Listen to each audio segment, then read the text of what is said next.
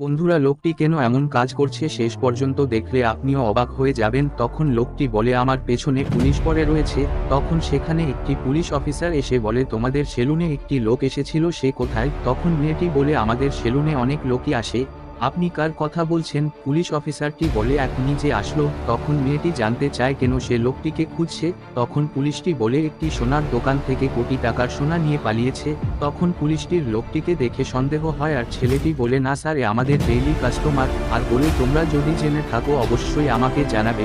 পুলিশটি যাওয়ার পর লোকটি ওঠে বলে, বাহ, তোমরা কত সুন্দর পুলিশকে মানিয়ে নিলে। তখন মেয়েটি বলে, যে সোনাগুলি চুরি করেছিস সেগুলো না দিলে পুলিশকে ডেকে আনবো। তখন লোকটি বলে, তোমাদের আমি সোনা দিচ্ছি, সেখান থেকে অর্ধেক সোনার দাম আমাকে দিয়ে দাও। তখন মেয়েটি লোকটিকে 1,00,000 টাকা দেয়, আর লোকটি সোনা দিয়ে চলে যায়। তারপর লোকটি পুলিশের কাছে এসে টাকা দেয়। আসলে এরা দুই বন্ধু মিলে সেলুনওয়ালাকে বোকা বানিয়ে সিটি কলের সোনা দিয়ে আসে। ধন্যবাদ।